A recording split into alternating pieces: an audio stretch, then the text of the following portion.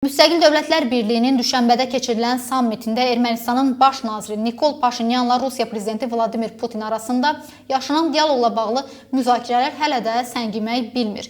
Belə ki, Kreml rəhbəri baş nazirdən iki ölkə arasında ticarət dövriyyəsi ilə bağlı göstəriciləri soruşduqda eşitdiyi cavabla razılaşmayıb və onlar arasında mübahisə yaşanıb. Paşinyan dövriyyənin 4 milyard dollar olduğunu desə də Putin buna etiraz edib və sadəcə 2024-cü ildə bu göstəricinin 9 milyard olduğunu qeyd edib. Liderlər müzakirəni davam etdirsələr də deyilən rəqəmlərin üst-üstə düşməməsi anlaşılmazlıq yaradıb. Bu dialoq diqqətləri Ermənistanın son illərdə Rusiya ilə apardığı gizli iqtisadi əlaqələrə yönəlib. Politoloq Zeynal Əmrəliyev bu barədə deyir ki, yaşanan gərginlik iki dövlət arasındakı münasibətlərin gerçək vəziyyəti barədə aydın təsəvvür yaratmağa imkan verir. Paşinyan hazırda Qərbə inteqrasiya xətti yürüdür. Avropa İttifaqı, ABŞ və Fransa ilə sıx əlaqələr qurur. Əgər real rəqəmlər, məsələn, 9 milyard dollarlıq dövriyyə açıqlanarsa, bu onun Qərbə verdiyi siqnallarla ziddiyyət təşkil edərdi. Çünki Ermənistan artıq Rusiyadan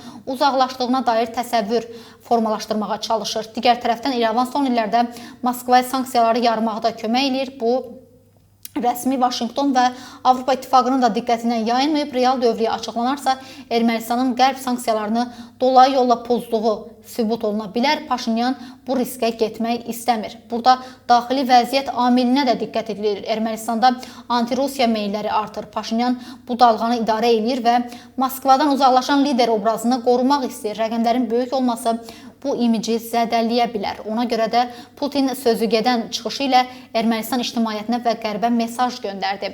Kreml rəhbəri demək istəyir ki, Ermənistanın Rusiyadan iqtisadi asılılığı hələ də davam edir və istənilən an bu əlaqələr ifşa oluna bilər.